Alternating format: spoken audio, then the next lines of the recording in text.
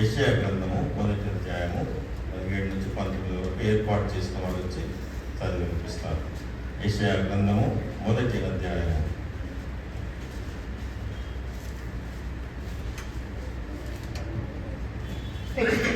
ఈరోజు దినంలో ఏర్పాటు చేయబడినటువంటి మొదటి బైబిల్ పాఠంగా యెషయా గ్రంథము 1వ అధ్యాయము 17-19 వరకు చదువుతున్నాను. కీడు చేయుట మానుడి, మేలు చేయి నేర్చుకునుడి, న్యాయము జాగ్రత్తగా విచారించుడి, హింసించబడు వారిని విడిపించుడి, తండ్రి లేని వానికి న్యాయము తీర్చుడి, విధవరాలి పక్షంగా వాదించుడి. యెహోవా ఈ మాట సెలవిచ్చుచున్నాడు, రండి మన వివాదము తీర్చుకుందుము. మీ పాపములు రక్తము వలె ఎర్రనివైనను అవి హిమము వలె తెల్లబడును, కెంపు వలె ఎర్రనివైనను అవి గొర్రెబొచ్చు వలె తెల్లని వగును. మీరు సమ్మతించి నా మాట వినిన యెడల మీరు భూమి యొక్క మంచి పదార్థములను అనుభవించరు. ఈ పరిశుద్ధ వాక్యము దేవుడు దీవించును. రెండవ బైబిల్ పాఠంగా పత్రిక పాఠంగా అపోస్తలుడైనటువంటి పౌలు గారు ఎఫెసీయులకు రాసిన పత్రిక 6వ అధ్యాయం 5-9 వచనాలు. రెండవ బైబిల్ పాఠంగా ఎఫెసీయులకు రాసిన పత్రిక 6వ అధ్యాయము 5-9 వచనాల వరకు చూసుకున్నాము. Ephesians chapter 6 verse 5-9. దాసులారా, యథార్థమైన హృదయము గలవారై భయముతోనూ వణుకుతోనూ క్రీస్తునకు వలె శరీర విషయమై మీ యజమానులైన వారికి విధేయులయుండుడి. మనుషులను సంతోషపెట్టువారు చేయునట్లు కంటికి కనబడుటే గాక క్రీస్తు దాసులమని ఎరిగి దేవుని చిత్తమును మనపూర్వకముగా జరిగించుచు మనుషులకు చేసినట్టుగాక ప్రభువునకు చేసినట్లే ఇష్టపూర్వకముగా సేవ చేయుడి. దాసుడైనను స్వతంత్రుడైనను మీలో ప్రతివాడును ఏ సత్కార్యము చేయునో దాని ఫలము ప్రభు వలన పొందునని మీరెరుగుదురు. యజమానులారా, మీకును వారికి యజమానుడైన వాడు పరలోకమందున్నాడనియు ఆయనకు పక్షపాతము లేదనియో ఎరిగిన వారై వారిని బెదిరించుట మాని ఆ ప్రకారమే వారి ఎడల ప్రవర్తించుడి. దేవుడి కొద్దిచిన వాక్యంలో దీవించుగాక. మూడవ బైబిల్ పాఠం పత్రిక సువార్త పాఠం చదువుతుండగా సంఘమంతా కూడా లేచి ఉండవలసిందిగా మనం చూస్తాం.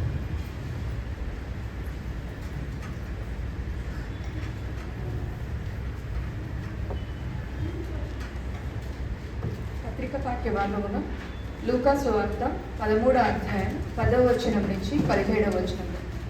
లూకా సువార్త 13వ అధ్యాయం 10వ వచనం నుంచి 17వ వచనం. విశ్రాంతి దినమున ఆయన యొక్క సమాజ మందిరంలో బోధించుచున్నప్పుడు 18 ఏండ్ల నుండి బలహీనపరచు దయ్యము పట్టిన ఒక స్త్రీ అచ్చట నుండెను. ఆమె నడుము వంగియు ఎంత మాత్రము చక్కగా నిలవబడలేకుండెను.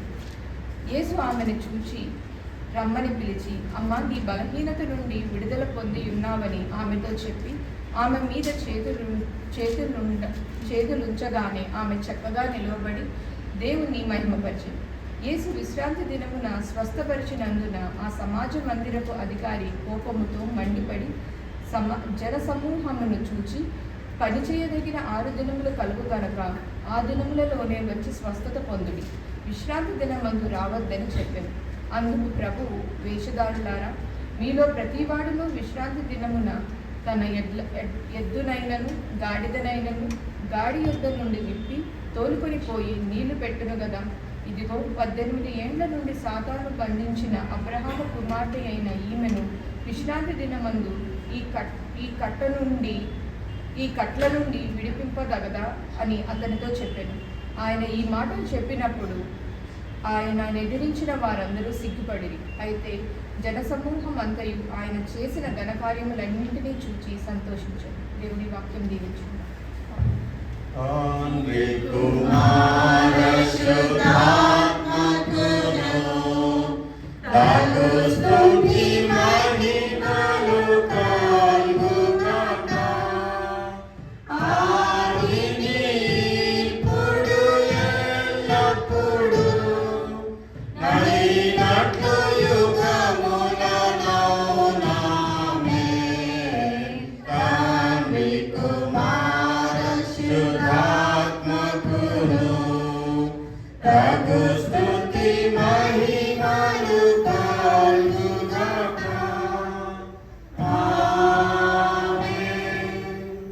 దయచేసి కూర్చునండి. ఈరోజు మనకు దేవుడు ఇచ్చేటువంటి అంశము విమోచన కొరకై పిలువబడుట, కాల్ టు బి లిబరేషన్. విమోచన కొరకు పిలువబడుట అంటే ఒక కట్లలో కానీ, ఒక కష్టంలో కానీ, లేక ఇబ్బందుల్లో కానీ, ఈలోక రీతిగా అయినప్పటికీ, లేక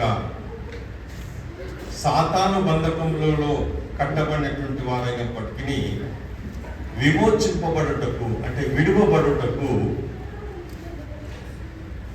పిలువబడుతూ ఉన్నట్టుగా మనం చూస్తున్నాం సండే స్కూల్ పిల్లలు.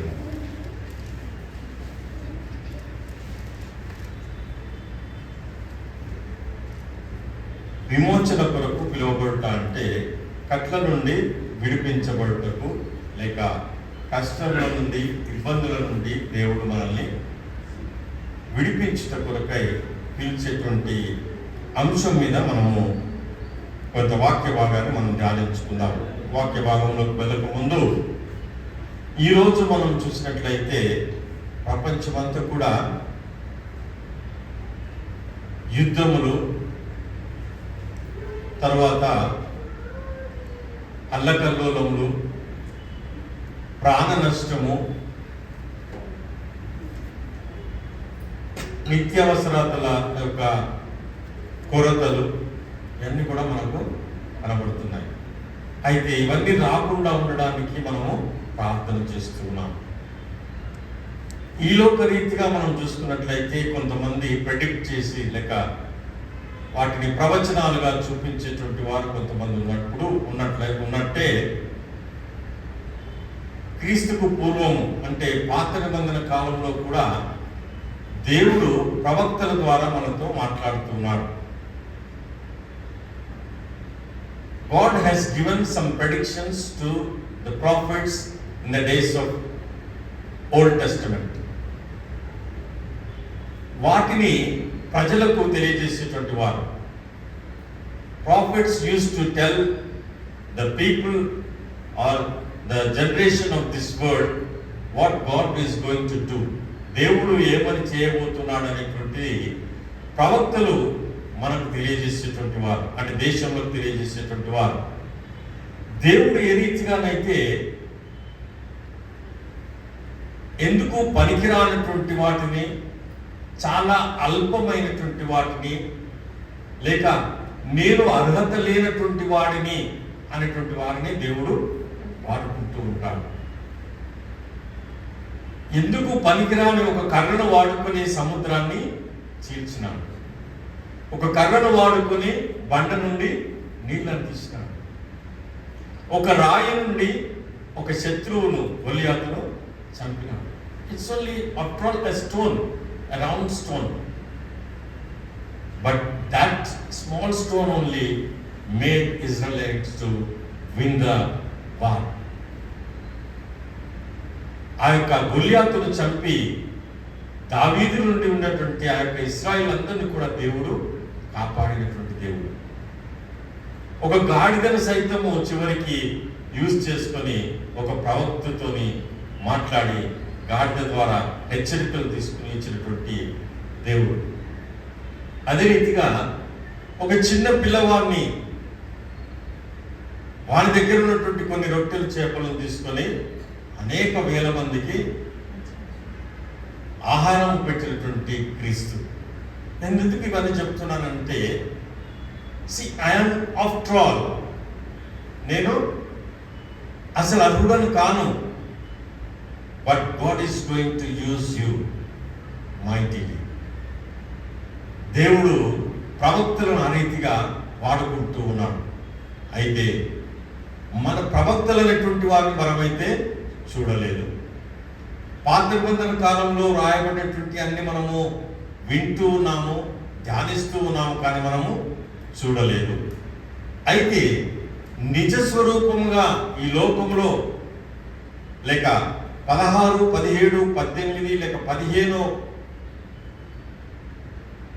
ఏళ్ళ నుంచి, అంటే 15వ శతాబ్దం నుంచి 15th century or 14th century నుంచి మనం చూసుకున్నప్పుడు ఆ 15th, 16th సెంచరీ 17th సెంచరీస్లో ఉన్నటువంటి ప్రాఫిట్స్ కానీ ప్రెడిక్టర్స్ కానీ మాట్లాడినటువంటి లేక తెలియజేసినటువంటి విషయాలు కొన్ని మనం గమనిస్తూ ఉంటాం. మీరు స్క్రీన్ పైన ఒక అతన్ని మీరు చూడవచ్చు. హిస్ నేమ్ ఈస్, ఆయన పేరు నాస్ట్రడామస్. నాస్ట్రడామస్ అనేటువంటి ఆ యొక్క ప్రవక్త అని కాదు కానీ ఈజ్ ప్రెడిక్ట్ చేస్తూ ఉంటాడు. ఆయన చేసినటువంటి యాక్చువల్గా ఆయన ఫ్రెంచ్ దేశానికి సంబంధించినటువంటి వాడు. ఫ్రెంచ్లో he was a physician. He ప్రెడిక్ట్స్ what the world is going to face the problems అనేటువంటి కొన్ని అందరికి కూడా తెలియజేసినట్టుగా మనం చూస్తున్నాం. 1503వ సంవత్సరం నుంచి 1566వ సంవత్సరం వరకు కూడా జీవించినటువంటి ఈ నాస్ట్రడామస్ మీకు కొంతమందికి తెలిసే అనుకుంటా. ఆయన అనేక విషయాలు మరి 2020లో, 2016లో, లేక 2019లో, లేక 2030లో జరిగేటువంటి అన్ని కూడా 1503 సంవత్సరం నుంచి 66 వరకు బ్రతికినటువంటి ఒక నాస్ట్రడామస్ కొన్ని మనకు ప్రెడిక్ట్ చేసి చెప్పినాడు. అయితే ఈ హిట్లర్ ఈ రీతిగా ప్రపంచాన్ని ఏలుతాడనేది కూడా తెలియజేసినాడు. తర్వాత the president of US Abraham Lincoln will be assassinated అనేటువంటిది కూడా ఆయన తెలియజేసినాడు. అదే రీతిగా రీసెంట్గా మనకు కరోనా 2020లో 2019 COVID-19 అనేటువంటిది కూడా వస్తుంది అని ఈ నాస్ట్రడామస్ అనేటువంటి శాస్త్రవేత్త లేక physician he has already predicted that, and he has whatever he says it was been done. కొన్ని జరిగినట్టుగా కూడా మనం చూస్తున్నాం. కొన్ని జరిగినాయనంటే కొన్ని జరగవచ్చు, కొన్ని జరగకపోవచ్చు. ఈలోక రీతిగా ఆలోచన చేసి ఆ మానవులు ఇచ్చినటువంటి ఆ యొక్క ప్రెడిక్షన్స్ బట్టి మనం చూసినప్పుడు కొన్ని రియల్గా కూడా మనము చూస్తున్నాం.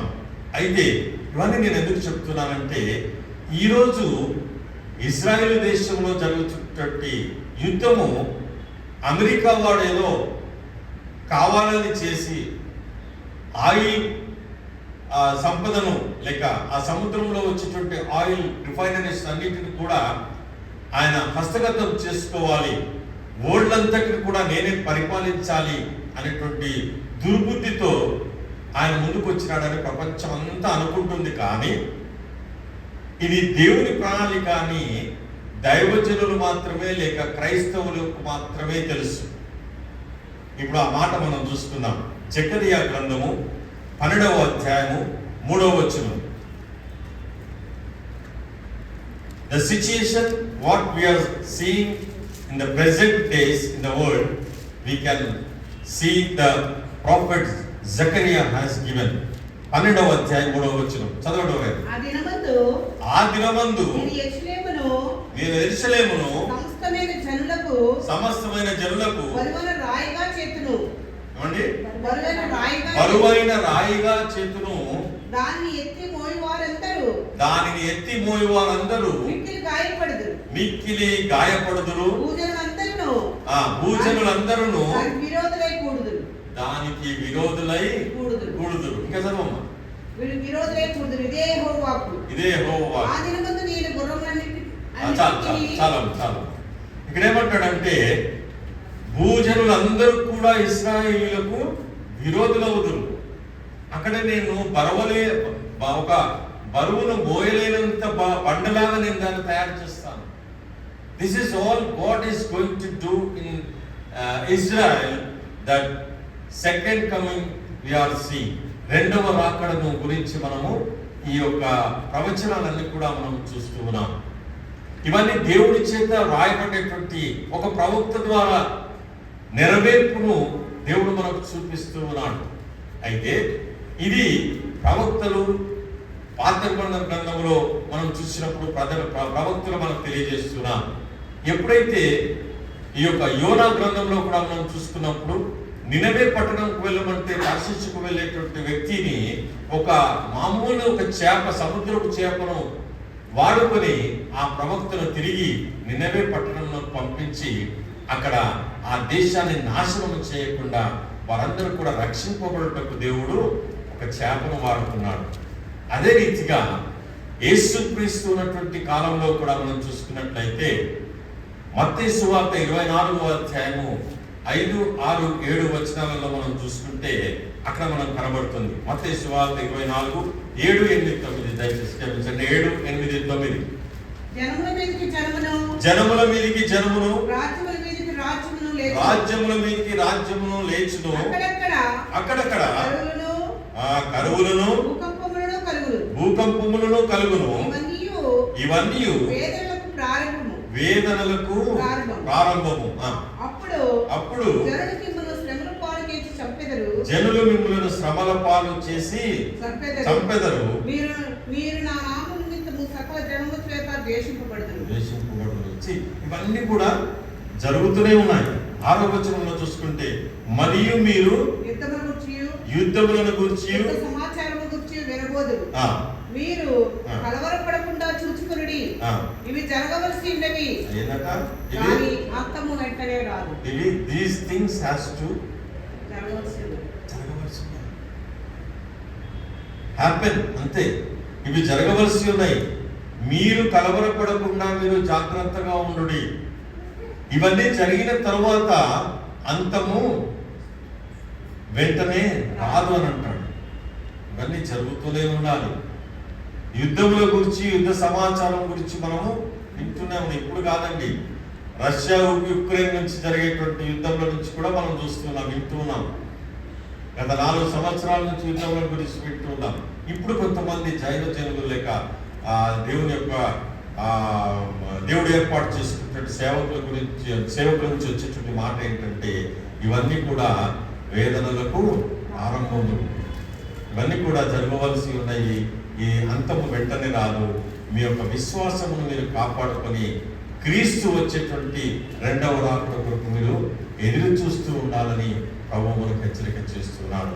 అదే రీతిగా ఇర్మియా గ్రంథము 49, 39లో కూడా అటువంటి మాటనే అంటూ ఉన్నాడు. యెషయా గ్రంథము 62, 6లో కూడా ఒకసారి మనం చూసుకుందాం. యెషయా గ్రంథము మొట్టమొదటి యెషయా గ్రంథం 62, 6వ వచనం చూసుకుందాం. యెరూషలేమా, నీ ప్రాకారముల మీద నేను కావలి వారిని ఉంచి ఉన్నాను. రేనను పగలైన వారును మౌనముగా ఉండరు. యెహోవా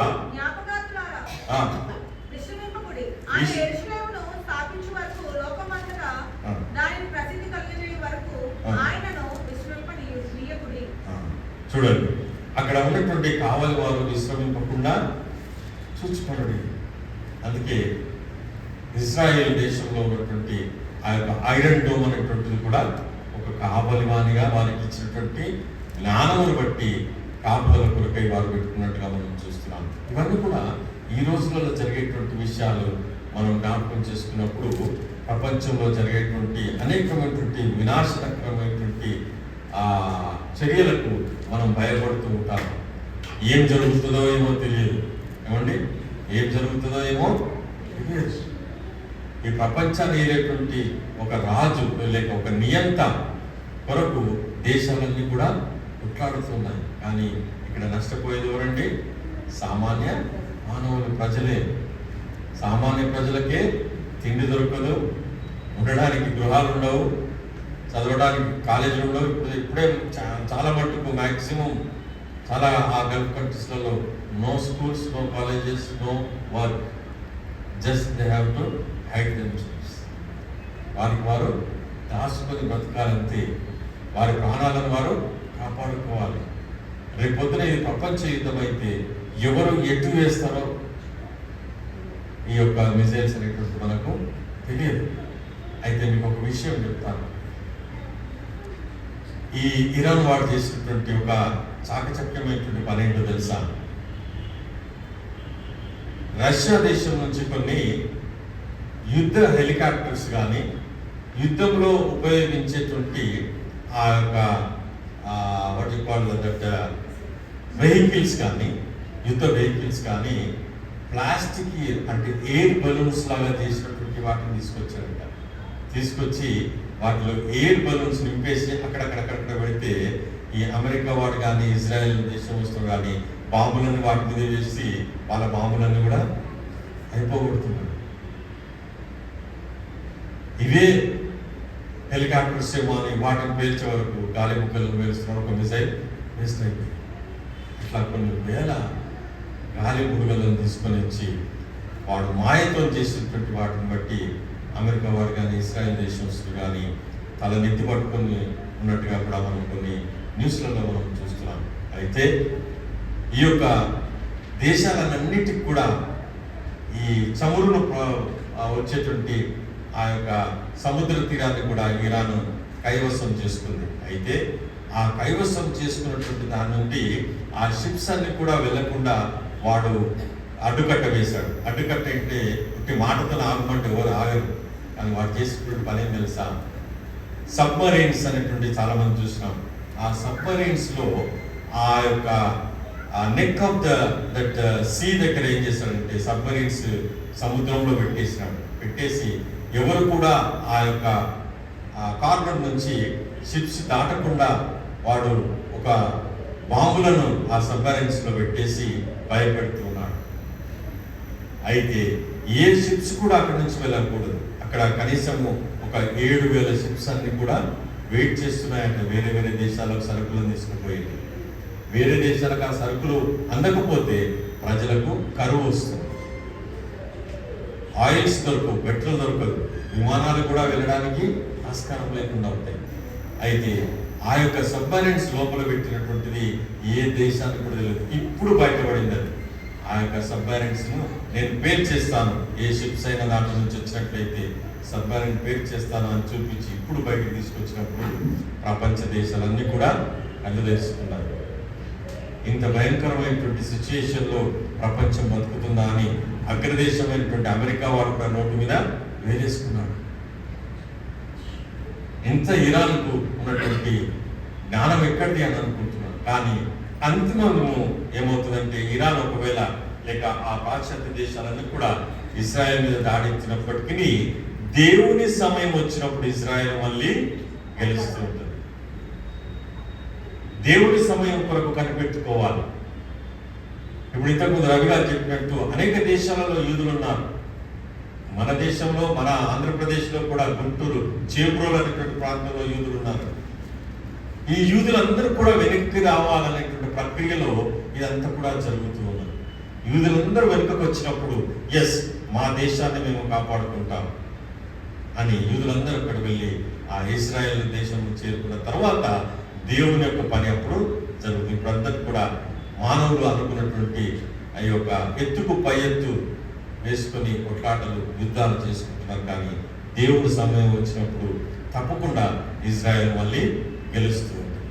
కాబట్టి ఈ రీతి ఇప్పుడున్నటువంటి సిచ్యుయేషన్ మనం కొంచెము జ్ఞాపకం చేసుకోవాలని నేను మీకు ఇవన్నీ కూడా చెప్తున్నాను. అయితే ఈరోజు పిలువబడేటువంటి ఇరాన్ ఆ దినాలలో పెర్షియా అనేటువంటిది లేక పారసీకు దేశము, ఏమండి మన బైబిల్లో ఉంది కదా, పారసీకు దేశం అంటే ఈరోజు ఇరాన్. సో ఈ టర్కీ కూడా చాలా పురాతనమైన దేశం. టర్కీ, సిరియా, ఈ ఇరాన్, ఇరాక్, తర్వాత ఇజ్రాయెల్ ఇవన్నీ కూడా పాత ఎప్పుడో ఉన్నటువంటి క్రీస్తుకు పూర్వము చాలా ఏళ్ళ కిందట ఉన్నటువంటి దేశాలు. ఈ దేశాలలో ఇజ్రాయేలీలు యూదావారు రెండుగా చీలినప్పుడు 2 రాజ్యాలు పరిపాలించినప్పుడు కూడా ఇటువంటి యుద్ధాలే జరిగినాయి. కానీ ఆ దినాలలో యుద్ధాలు ఏంటంటే కత్తి దూసి చంపుకునేటువంటి దినాలు, బాణం వేసి చంపుకునే దినాలు. కానీ ఈరోజు సముద్రం పైన నుంచి, హెలికాప్టర్స్ నుంచి, ప్లేన్స్ నుంచి బాంబ్స్ వేసి ఈ యొక్క యుద్ధాలను జరుపుకుంటున్నాం. అంటే వినాశనం కొరకే. కాబట్టి మన ఈ యొక్క సిచ్యుయేషన్ నేను ఎందుకు చెప్పానంటే we are living in the last hours of last days. మనం ఈ యొక్క చివరి దినాలలో ఉంటున్నాము. నేను ఇంకేదో చేస్తా అనుకునేటువంటి దినాలు కాదు. ఇప్పుడున్నంత వరకు మనల్ని మనం బ్రతుకున్నంత వరకు మన విశ్వాసాన్ని కాపాడుకున్నటువంటి రోజులలో మనం జీవిస్తూ ఉన్నాం. మొన్న మేము షాపింగ్ వెళ్ళినప్పుడు డిమార్ట్కి వెళ్ళినప్పుడు విచిత్రమైనటువంటి మాట మేము విన్నాం. ఏంటో తెలుసా, అక్కడ అందరూ కూడా కౌంటర్లో డబ్బులు కట్టిన తర్వాత పాస్ట్ అది తను చెక్ చేసేసి వెళ్తారు, గేట్ బయటకు వెళ్తారు కదా బిల్లు చూసిన తర్వాత. ఆ బిల్ చూసేటువంటి ఆ వ్యక్తి ఆట మనిషి ఆ లేడీ ఏమన్నదంటే, అయ్యా అందరూ కూడా ఆయిల్ పెరుగుతాయేమో, తినేటువంటి తినుబండారాలు పెరుగుతాయేమో అని నూనెలు తినేటి అన్ని కొనుక్కోబోతుంటే మాకు అవసరం ఉండదు, మేము చెప్పులు కొనుక్కున్నాం అనమాట. మీరు చెప్పులు కొనుక్కుంటారంటే అని అంటే నేను ఎందుకు చెప్తున్నా, ఒకవేళ నవ్వడానికి బాగానే ఉంది, అప్పుడు ఇన్స్టెంట్గా నాకు ఆ మాట వచ్చింది నేను చెప్పేసిన మా పిల్లలు కూడా నవ్విండు. ఏంటంటే అంత ఇన్స్టెంట్గా నీకు ఎట్లా వచ్చింది? నేనన్నాను అప్పుడు, రేపు పొద్దున చెప్పులు కూడా పెరుగుతాయేమో అమ్మ, మాకు చెప్పులు అవసరం ఉన్నాయి అనుకున్నాను. కానీ ఇది నవ్వడానికి ఉండొచ్చు, కానీ the world people are thinking about the essential commodities. రేపు నాకు బియ్యం దొరుకుతాయో లేవు, రేపు నాకు ఈ యొక్క గోధుమ పిండి దొరుకుతుందో లేదు, ఆయిల్స్ అన్ని కూడా ఇప్పుడు 170 ఉన్నది, 500 కూడా కావచ్చు లీటర్. ఎంతమంది క్యాన్లు తెచ్చి పెట్టుకున్నారో మీలాగా నాకు తెలియదు. ఎంతమంది బియ్యం బస్తాలు వేసుకొని మనం సేఫ్గా ఉన్నామో తెలియదు. ఎంతమంది మీకు 3-4 సిలిండర్లు ఉంటే నింపి పెట్టుకున్నారో నాకు తెలియదు. అఫ్కోర్స్ మనకున్నటువంటి స్తోమతను బట్టి మనం సమకూర్చి పెట్టుకుంటా మంచిదే, మనం కాదనట్లేదు. కానీ భయంకరమైనటువంటి ఆ యొక్క భయాందోళనలో ఉన్నటువంటి జీవితాన్ని జనాలు జీవిస్తున్నారని అన్యురాలైనటువంటి ఆ యొక్క డిమార్ట్లో ఒక వ్యక్తి అన్నారు అంటే, so many people are thinking in the same way. అందరూ కూడా భయంలో ఉన్నారు.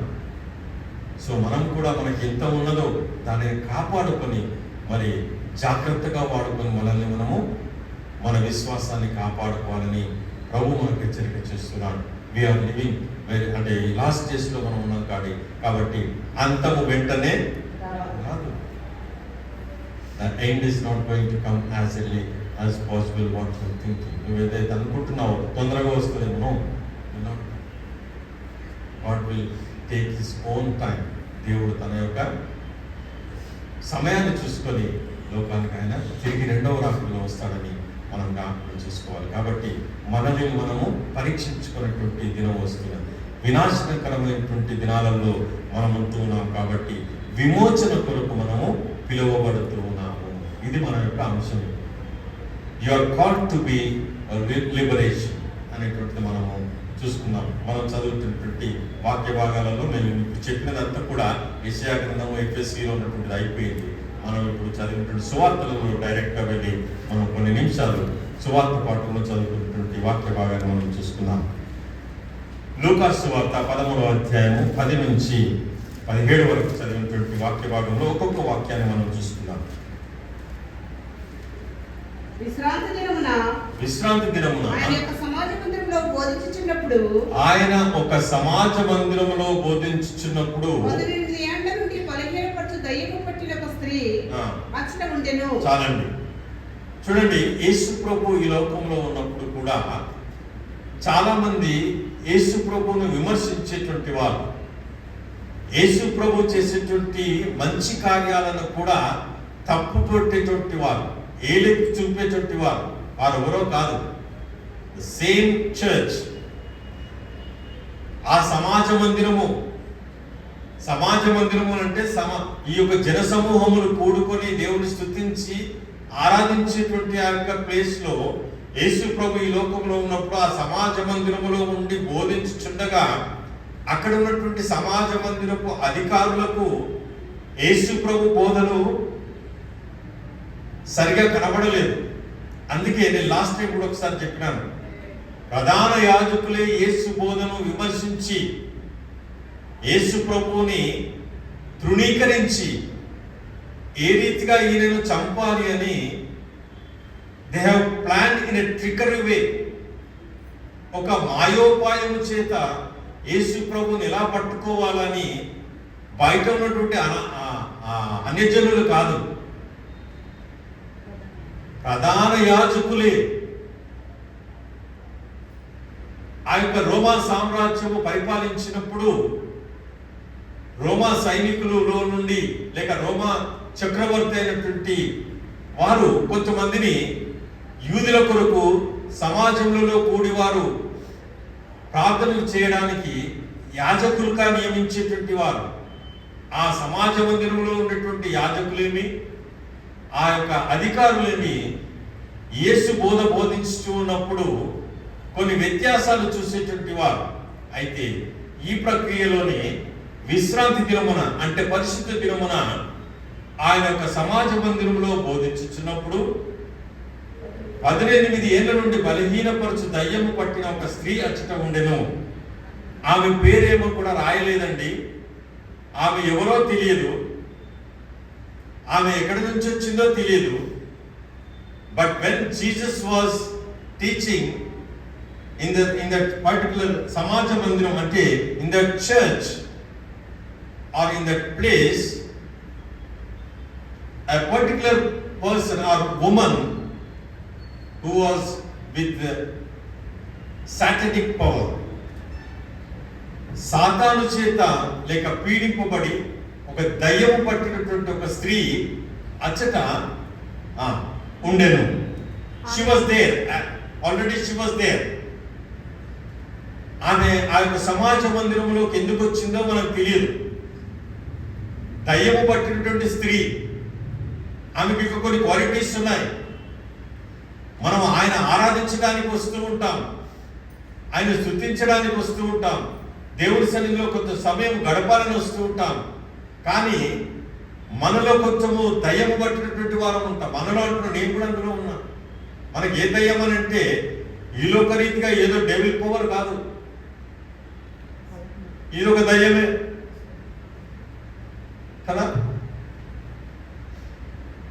చర్చికి వస్తాము, ఒక అరగంట మనం సెల్ ఫోన్ పక్కన పెట్టి ఉండడానికి కూడా మనము సమయం లేదు.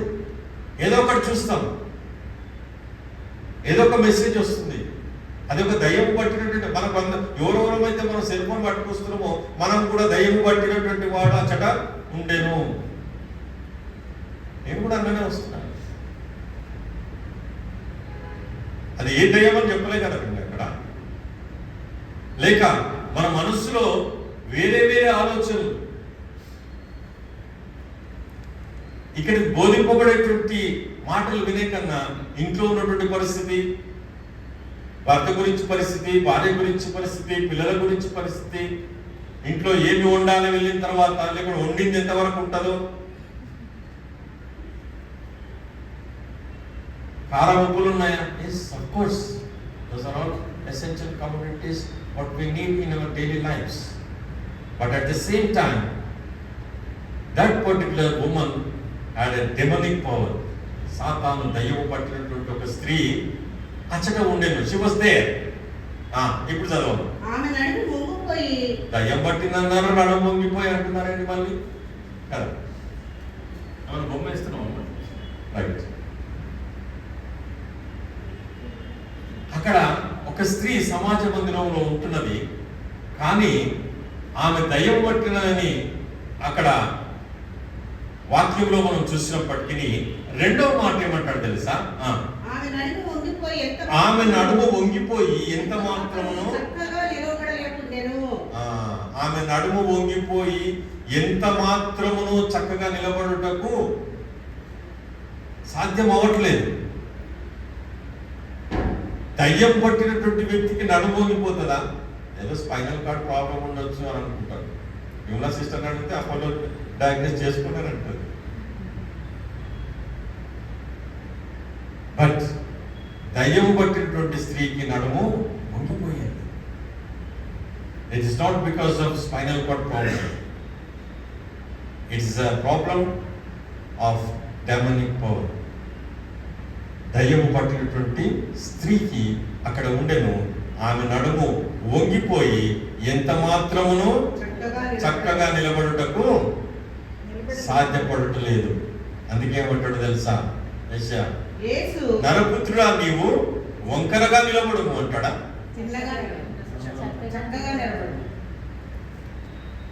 నరపుత్రుడా నీవు చక్కగా నిలబడము.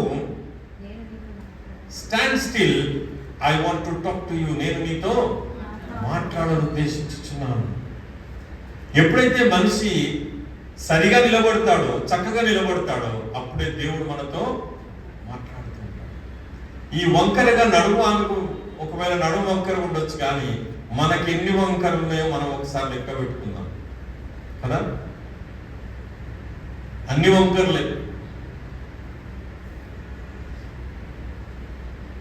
ఎవరు చక్కగా చేయాలి ఇవన్నీ? ఒక స్త్రీ అచ్చట ఉండే సమాజ మందిరంలో యేసు ప్రభు బోధించుచుండగా ఒక దయ్యము పట్టినటువంటి ఒక స్త్రీ అచ్చట ఉండెను.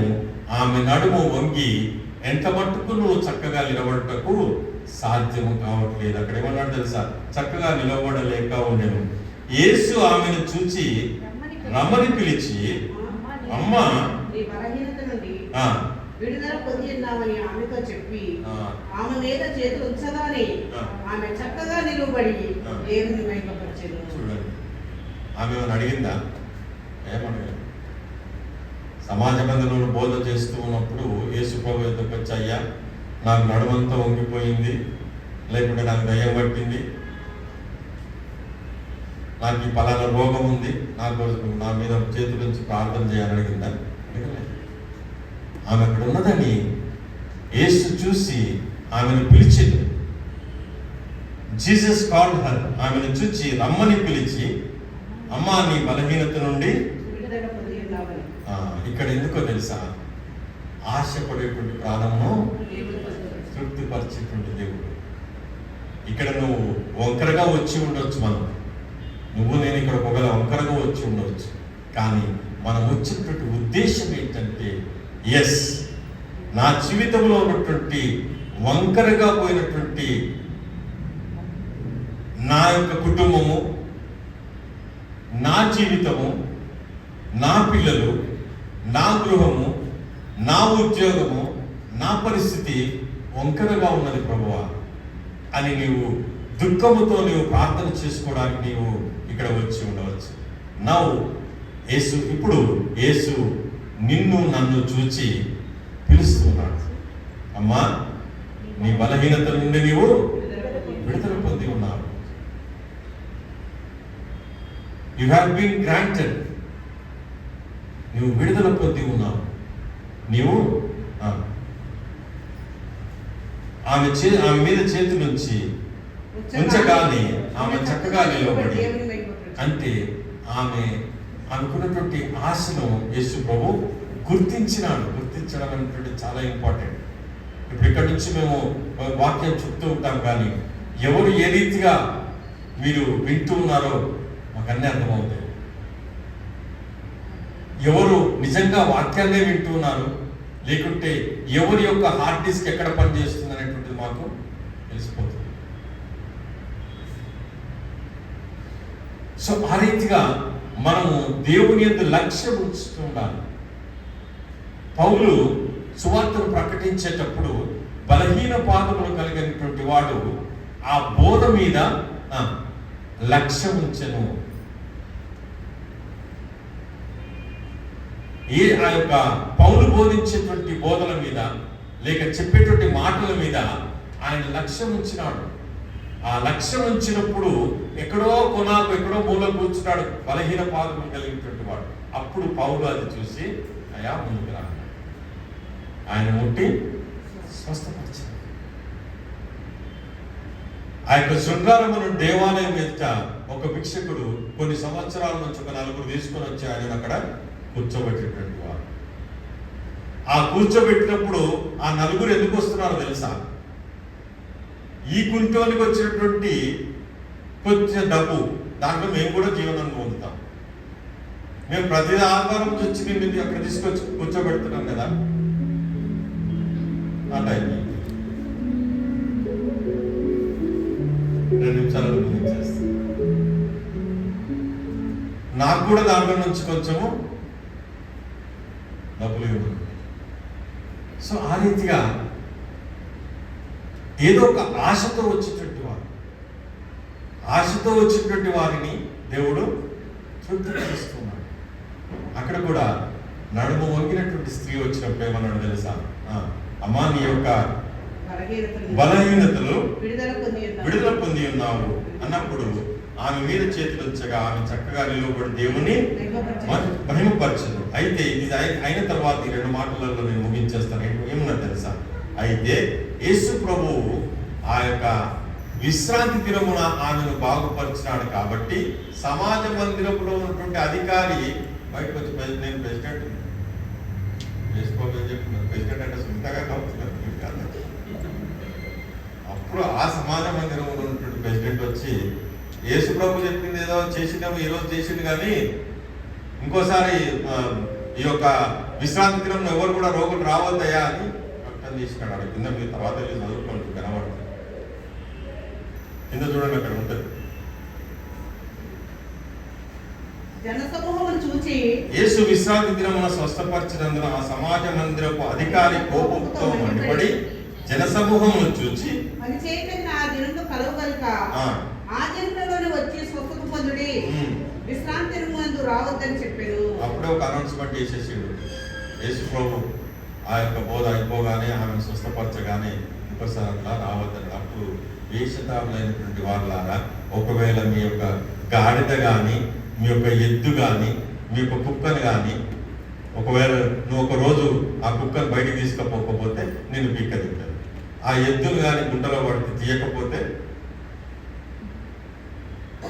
ఆ యొక్క గాడిదను కానీ గుంటలో పడితే తీయరా? తీస్తాను. సో అలా తీసేటువంటి నీ యొక్క ఎద్దును కానీ ఆ గాడిదను కానీ ఒకవేళ కట్టతో ఉన్నప్పుడు దాని విశ్రాంతి దినమున కట్టు విప్పవా? విప్పుతాం.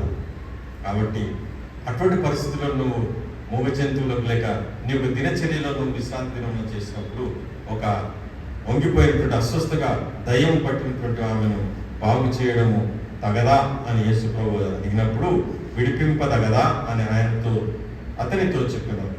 17వ వచనం. ఆయన ఈ మాటలు చెప్పినప్పుడు ఆయన ఎదిరించిన వారందరూ సిగ్గుపడి, అయితే జనసమూహం అంతా ఆయన చేసిన ఘనకార్యములన్నింటిని చూచి సంతోషించి యెహోవా మందిరముకు వెళుదాము అన్నప్పుడు అనినప్పుడు ఏం కలిగిందట? ఏం పోతావు లేవా అని అన్నాడు. లేదా ఏం పోతావు లేవా? నేను సంతోషించి. ఇక్కడ కూడా అక్కడ ఆ యొక్క ఘనకార్యం చూసినప్పుడు అక్కడ ఉన్నటువంటి జనులందరూ కూడా సంతోషించి, బికాస్ ఎన్నేళ్ళ నుంచి ఆమె వంగబడి ఉన్నదో, వంగి నడుస్తూ ఉన్నదో, నడుము చక్కగా లేకుండా. కాబట్టి ఆమె స్వస్థత పొందింది. యేసు ప్రభు చెప్పినటువంటి మాట కూడా విశ్రాంతి దినమందు ఒక గాడిదను కానీ ఒక ఎద్దును కానీ బాగు చేయడము, లేక గుంతలో పడితే బయటికి తీయడము, కట్ల నుండి విప్పడము అనేటువంటిది తగదా అని అడుగుతున్నాడు. అయితే ఇంకొక విషయం ఏమున్నదంటే 16లో, ఇదిగో 18 ఏళ్ల నుండి సాతాను బంధించిన అబ్రహాము కుమార్తె. అంటే ఈమె ఎవరంట? మనకు మొదట ఏమన్నట్టు ఒక స్త్రీ అంటారు, ఒక వంగిపోయినటువంటి స్త్రీ అంటారు. కానీ she was the daughter of Abraham. ఇతను కూడా అబ్రహాము ఎవరట? జక్కయ్య. కాబట్టి ఈయన ఇంటికి రక్షణ వచ్చింది. ఈ అబ్రహాము కుమార్తె అయినటువంటి ఈ స్త్రీని యేసు ప్రభు బాగు చేసినాడు. కాబట్టి అక్కడ ఉన్నటువంటి జనసమూహం అంతా కూడా సంతోషించింది. కాబట్టి మన జీవితంలో కూడా అనేకమైనటువంటి నడుము వంగిపోయేటువంటి కార్యక్రమాలు మనకు ఉంటూ ఉంటాయి. అవన్నీ కూడా మనము తీసివేసుకొని మన నిజ జీవితంలో ఏ దేవుని కలిగి మొట్టమొదటి ప్రాధాన్యత దేవునికి ఇవ్వాలి. The first place when you give to God, God will bless you abundantly. దేవుడు మనల్ని అత్యధికంగా ఆశీర్వదిస్తాడని మన యొక్క వాక్య భాగం ద్వారా దేవుడు మనకి ఇచ్చినటువంటి మంచి సందేశాన్ని బట్టి దేవుడు మన జీవితంలో మనకు అనుగ్రహించును గాక. ఆమేన్. కొన్ని ప్రకటనలు ఉన్నాయి. రవి గారు లాస్ట్ చెప్తారా? కానుకల కొరకు మనం పాట పాడుతున్నాం.